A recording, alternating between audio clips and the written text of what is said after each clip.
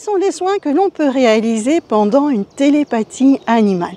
Pour rappel, la télépathie animale, c'est rentrer en connexion avec un animal sans utiliser ses sens sensoriels, c'est-à-dire sans le regarder, sans utiliser l'odorat, l'ouïe, le toucher, sans rien utiliser. Donc on le fait en général à distance. Pourquoi est-ce qu'on fait de la télépathie animale? Pour apporter un mieux-être à l'animal, pour comprendre l'animal.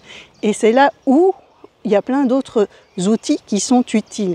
Parce que les animaux, ils peuvent émettre leurs émotions, mais ils peuvent avoir des traumatismes aussi. Ça peut être des traumatismes émotionnels ou aussi avoir des problèmes énergétiques, du style les énergies qui ne circulent pas bien, du style des méridiens qui ne fonctionnent pas bien, du style des énergies dans la maison ou dans leur prairie qui ne leur convient pas.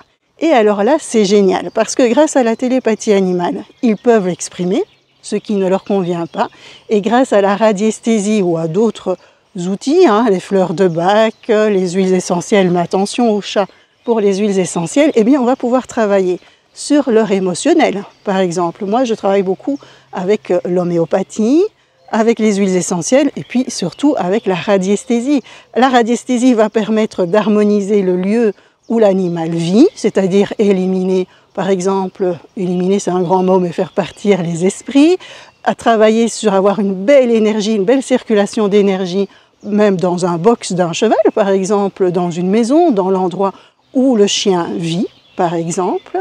Et puis j'utilise la radiesthésie pour permettre aux énergies de circuler librement à l'intérieur de l'animal, pour travailler sur les méridiens, pour travailler sur les chakras. Et ça aide énormément, ça donne un coup de boost parce que l'animal, il n'est pas comme l'humain, il n'y a pas le mental qui prend le dessus, tout simplement. Donc il prend tout ce qu'on lui donne et donc ça donne des effets beaucoup plus importants que sur un humain. Donc grâce à la télépathie animale, on va pouvoir savoir ce dont l'animal a besoin. Parfois il demande pour aller chez l'ostéopathe, pour aller chez le vétérinaire, pour avoir un soin énergétique en radiesthésie, pour avoir des fleurs de Bach.